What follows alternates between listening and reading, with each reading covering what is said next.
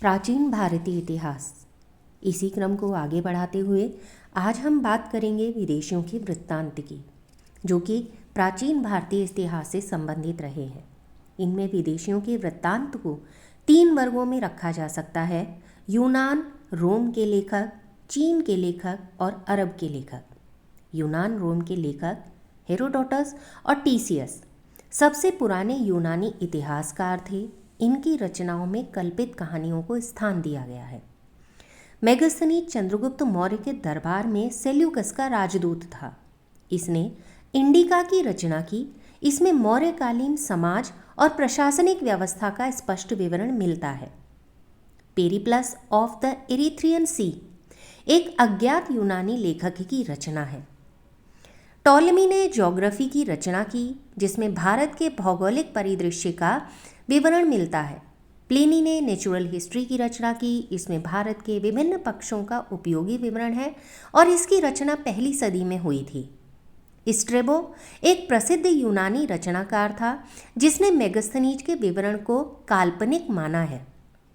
चीन के लेखकों में फाहियान 5वीं शताब्दी में गुप्त नरेश चंद्रगुप्त द्वितीय के शासनकाल में भारत आया।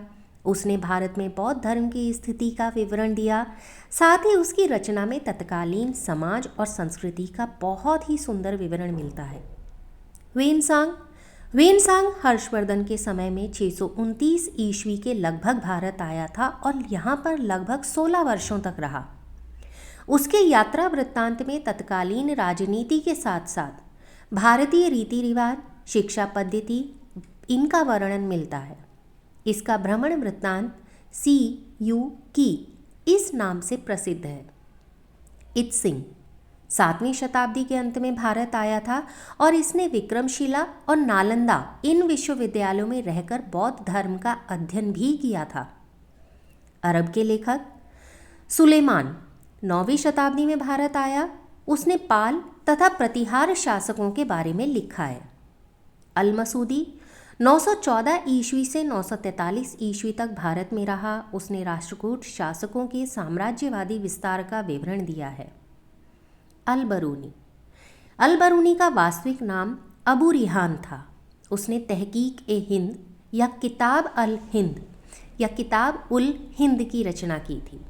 वह महमूद गजनवी का समकालीन था।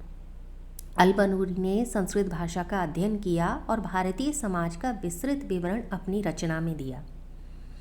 आज के वीडियो में फिलहाल इतना ही। अगले वीडियो में भारतीय इतिहास या प्राचीन इतिहास से संबंधित पुरातात्विक साक्ष्यों को जानेंगे।